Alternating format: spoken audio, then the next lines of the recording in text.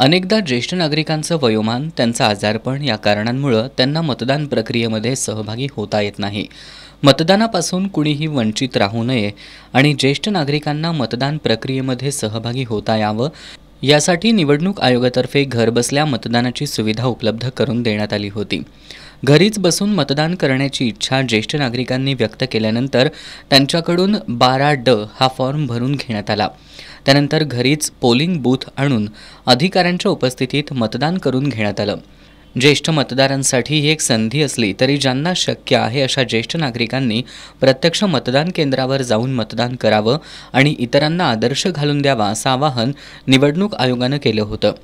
या आवाहनाला कोल्हापूर आणि हातकणंगले लोकसभा मतदारसंघात चांगला प्रतिसाद मिळाला. आज या मतदारसंघात झालेल्या मतदानावेळी अनेक ज्येष्ठ नागरिकांनी मतदान केंद्रावर जाऊन मतदान करत लोकशाहीच्या या उत्सवात आपला सहभाग नोंदवला. कोल्हापूर लोकसभा मतदारसंघात आमदार जयश्री जाधव यांच्या सासू आणि दिवंगत आमदार चंद्रकांत जाधव यांच्या मातोश्री प्रेमलाताई पंडितराव जाधव यांनी वयाच्या 93व्या वर्षी मतदानाचा हक्क बजावून सर्वांसमोर आदर्श ठेवला. शिरोली पुलाची इथल्या बापूसाहेब राजाराम यादव यांनी वयाच्या 102व्या वर्षी होम वोटिंगची सुविधा नाकारत मतदान केंद्रावर जात मतदान करून आपलं राष्ट्रीय कर्तव्य पार पाडलं. त्यांना घर बसता मतदान करता येते, ही काही साधी गोष्ट नाही.